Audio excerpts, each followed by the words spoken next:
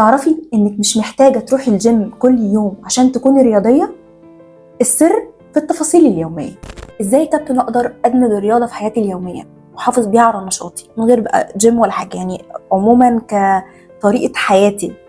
وازاي اقدر اختار العب حديد ولا كارديو؟ تمام، حلو السؤال ده. بصي، هو ادخل الرياضه في حياتي، ما انا لازم برضه اكون عندي خلفيه عشان اعرف ان انا حتى لو هعمل نشاط رياضي في البيت او امارس نشاط رياضي في البيت ما اضرش نفسي. دي حاجه مهمه. بس في انواع من انواع الرياضات دي مش هتضري نفسك بيها، زي المشي. ابسط بقى حاجه، يوميا لازم ما لا يقل عن 30 دقيقه تمشي. امشي بقى حوالين بيتكو، اطلعي على، احنا بلد ساحليه، عندنا بحر وعندنا نيل وعندنا، انزلي تمشي على النيل شويه نص ساعه، انزلي تمشي على البحر، روحي مشاوير. وكمان ما ينفعش نتكلم عن الرياضه من غير ما نجيب سيره التغذيه. ما ينفعش اكون بروح الجيم وبكسر الدنيا او بنزل اتمشى او بعمل كارديو او بعمل اي نوع من انواع الرياضات واروح ادبها بقى واكل اللي نفسي فيه. طب ما انا كده بضر نفسي في المقابل. فلازم اعمل الحاجتين، امارس اي نشاط حتى لو هوائي بسيط، حتى لو في المنطقه بتاعتي هنزل اتمشى شويه، حتى لو هجيب عجله بسيطه مثلا في البيت عندي، مثلا اوربتراك او عجله او مشايه او اي حاجه، مع ان معظم اللي بيجيبوهم للاسف برضو يعني مش بيركنوها للاسف. فبس انا بفضل نزول الجيم. ليه؟ لان الجيم بيبقى فيه روح حماسيه شويه، في حد معاكي فاهم بيوجهك يقول لك تعملي ايه، ما انتيش كده داخله ما انتيش فاهمه الدنيا رايحه فين، العب شويه، اتنطط شويه، ولا العب زومبا، ولا اعمل، لا، في حد بيقول لك اعملي 1 2 3 وجسمك محتاج 1 2 3. ومعلش يعني ساعه 3 ايام في الاسبوع، يعني 3 ساعات في الاسبوع لجسمك وصحتك ما همش كتير. هتقولي لي بقى مش فاضيه، اصل العيال، اصل الدروس، اصل مش عارف ايه.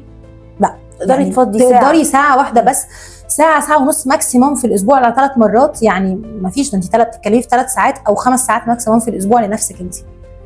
فحتى ما بتيجي حد يتحججي لي مثلا، طب انت يا بنتي بتغيبي ليه كتير؟ طب اصل العيال، اصل الدروس، اصل، وتيجي تلاقيها هلكانه. طب ما انت اصلا بتخشي جيم عشان تعملي ريكفري لصحتك. هي الساعه دي اللي هتخليكي تعرفي تكملي مع اللي بره ده. يعني هي اللي هتعرفي تخليكي تواجهي بقى دروس العيال ومشاكلهم ومشاورهم وطلباتهم وكل حاجه. نيجي بقى للجزء الثاني بتاع التغذيه او الاكل. للاسف احنا كل الاكل بتاعنا بقى ضايع في مصر، يعني في محشي وكشري وكل كفايه نقول ان احنا في مصر. سيبك بقى كمان من اكل البيت والكشري والكلام ده، الاكل ذات نفسه بقى مش كله، مش المواد الغذائيه اللي موجوده فيه ماهيش مظبوطه بنسبه 100%. يعني كتر الهرمونز اللي دخلت تلاقي الفراخ ماهيش مظبوطه، تلاقي اللحمه مش مظبوطه، اللبن مش مظبوط، اللي بتصنع منهم مش مظبوط، الاجبان مش مظبوطه. فاحنا يعني للاسف احنا مضطرين ان احنا ناكل من ده للاسف. طيب فوق بقى ده وده هتلاقي ايه؟ حاجات بقى ظهرت بقى، شيبسيات بقى وملطهات وبيبسيهات والحاجات المعلبه واي حاجه محطوطه في كيس في السوبر ماركت، والناس كلها بقت بتجري على الحاجات دي عشان هي ما عندهاش وقت انها تفضل تطبخ وتعمل والكلام ده، فيروح يجيبوا الحاجات اللي بتتحمر السريعه والبطاطس السريعه والكلام ده. فاحنا يعني احنا عندنا مصيبه، فاحنا بنزود المصيبه مصيبتين. يعني بدل ما انت بتجيبي الاكل اللي هو اصلا اوريدي كله هرمونات وكله مشاكل مضطره تجيبيه لان هو ما فيش الا كده، فبتزودي بقى على المصيبه مصيبه اكبر، ان انت يعني ايه، بتحمريه بزيت، وكمان بتجيبي حاجات معلبه كتير جدا. انا ببقى واقفه في السوبر ماركت بتفرج على مشتريات الناس، ببقى اللي هو بتعملوا في نفسكم كده ليه؟ كل حاجه في علب وكياس، ما عادش بنعمل الحاجات في البيت. فلازم اهتم جدا بالتغذيه لاطفالي، لان الاجيال كلها اللي طالعه للاسف برضو مضروبه بالنار، فلازم اهتم بالتغذيه جدا لاطفالي، واتحرى الدقه في اختيار الاكل بتاعي. يعني هحاول بقدر الامكان ان انا ادور على الحاجه من مصدرها الطبيعي. احاول اجيب فراخ من عند حد يعني مثلا حد يكون بيربي في البيت، احاول اجيب مثلا بيض من حد برضو بيربي في البيت. يعني احاول بقدر السمنه البلدي اللي تتصنع من اللبن، مش المهدرجه، مش اللي محطوط عليها الزيوت. احاول اتحرى الدقه. هدفع اغلى شويه بس هوفر بعد سنين في صحتي وفي صحه عيالي وفي كل حاجه. فالتغذيه مهمه جدا جدا، ويكاد يكون عليها بنسبه مثلا 60%. لو انت شخص مش قادر تنزل الجيم، مش قادر تلعب رياضه، اهتمي بالاكل. الاكل لوحده هيعمل لك صحه كويسه، مش جسم حلو بس هيعمل لك صحه كويسه. فاهتمي جدا بتفاصيل الاكل. بالنسبه للكارديو يا كابتن، الكارديو والحديد، انا دلوقتي واحده داخله الجيم انا لا مش عايزه العب حديد، انا هلعب بس زومبا. بالظبط. معظم الناس برضو للاسف اخده فكره. بس قبل ما اقول لك يعني كارديو او الحديد، عايزه بس اشرح ايه الفرق ما بين الاثنين. الكارديو هو اي تمرين بيخلي ضربات قلبك تعلى وتنهجي بسرعه. فده بيعمل ايه؟ بيزود ضربات القلب. اسمه كارديو من اسمه، الجهاز الدوري التنفسي، بيشغل الجهاز الدوري التنفسي، ضربات القلب بتشتغل مع الاكسجين اللي داخل، فبيضخ الدم. انت عارفه كل نبضه دي بتضخ الدم مره في الجسم كله. الدقه دي بتضخ الدم كله يعني في الجسم كله، تروح وترجع تاني في الشرايين. فكل ما زادت معدل ضربات القلب كل ما زاد معدل الضخ في الجسم كله مع الاكسجين. بيحصل حاجه اسمها اكسده، فبتحرق سعرات حراريه. طب ما الكارديو بيحرق، جميل حلو، يعني بيحرق سعرات حراريه، متفقين جدا. طيب اي حاجه بقى بتعمليها، يعني مثلا مشايه، عجله، جري، زومبا، شرقي، رقص شرقي، فتنس، دانس، اي حاجه بترفع لك ضربات قلبك بدون وجع عضلي، فالحاجه دي تعتبر تحسب كارديو. تمام. طيب على المقابل بقى تمارين المقاومه او الحديد او الاجهزه. ومش شرط على فكره المقاومه تبقى زي ما انا قلت لك في الاول، مش شرط المقاومه تبقى بان انا بشيل وزن خارجي، انا بشيل وزن جسمي شخصيا وبعمل بيه تمرين. في تمارين اسمها تمارين مقاومه زي السكوات والبوش اب واللانجز، دي تمارين انا بعملها، والبول اب اللي هو برفع جسمي في المتوازي. فكل التمارين انا بعملها بوزن جسمي بدون اوزان خارجيه، فدي تمارين مقاومه برضو. ليه؟ لانها بتشتغل على الكتله العضليه. فلما بشتغل على الكتله العضليه بيحصل حاجه اسمها فشل عضلي، تقطيع للالياف العضليه. التقطيع دوت يعني زي كده ما بتتجرحي كده بالسكينه جرح صغنن، فبيبدا يلتئم، وبعد ما يلتئم تلاقي الجرح ده لونه افتح شويه من الجلد الطبيعي. ليه؟ دي خلايا جديده.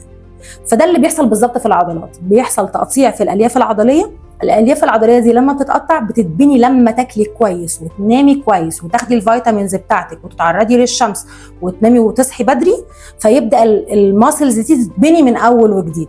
فلما تتبني بتكون خلايا اقوى، اجدد، احسن، شكلها احلى، جديده بقى. ما هي خلاص هي القديمه اتقطعت واتبنت مكانها جديده. فده بيعمل لي قوه عضليه، بيعمل لي شكل جسم حلو. طب هو بيحرق سعرات حراريه؟ الدراسات بقى اثبتت انه تمارين المقاومه يعني تمرين الكارديو بيحرق اثناء فتره الكلاس بس.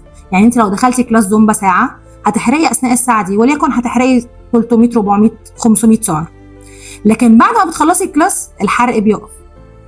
على عكس بقى تمارين المقاومه، الدراسات بتقول ان هو بيحرق لمده 36 ساعه بعد التمرين.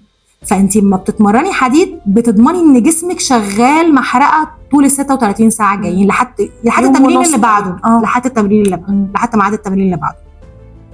طيب لو انا ما عنديش اختيار، انا عايزه حاجه واحده بس منهم، اختار ايه؟ انا دلوقتي ما عنديش الا ساعه واحده بس هي اللي هنزلها الجيم وعصر نفسي كده عشان انزلها. انزل ايه؟ انا ارجح لك تختاري الحديد. طب لو عندك امكانيه تعملي الاثنين يبقى هايل جدا. في بقى تمارين اسمها تمارين كومباوند. التمارين دي بتدمج ما بين الاثنين. دي من الحاجات المميزه جدا، بس مش اي حد يلعبها. دي بتعلي معدلات الحرق، بتقوي القوه، بتزود القوه العضليه، بتشتغل مقاومه وبتشتغل كارديو في نفس الوقت. هديكي مثال، السكوات العادي ده تمرين مقاومه، الجامب سكوات ده تمرين كومباوند. بعمل جامب مع سكوات، فبيعلي ضربات القلب في نفس الوقت بقوي العضله. ده مثال مثلا بسيط، فاهم قصدي؟ ففي تمارين كده اسمها كومباوند، التمارين دي بتشتغل الاثنين مع بعض. لو قدرت ان انا اعملها يبقى طبعا الكابتن بقى هو الكابتن بتاعتي، وبرده مش اي عميل. لازم عميل ما يكونش عنده اصابه، لان هي تمارين صعبه جدا، اصعب من الكارديو لوحده، اصعب من الحديد لوحده. فلازم يكون عميل ما عندوش اصابه، ولازم لياقته تكون مساعداه، ولازم يكون رياضي اصلا. لكن لو هنبدا بقى من اول وجديد فانا هنصحك تختاري حاجه واحده بس، هتختاري الحديد لحد ما جسمك يبقى قوي ونبدا ندمج بقى الايه الكارديو مع الحديد. الكابتن بقى الشاطر هو طبعا اللي يقول لك انت محتاجه ايه. طبعا عشان كده مش اي كابتن بالظبط يقدر ان هو يحدد. بالظبط. انت العميله لما بتخش لك لازم اصلا تتكلمي معاها، يعني تبداي تتكلمي معاها، تفهمي دماغها رايحه فين.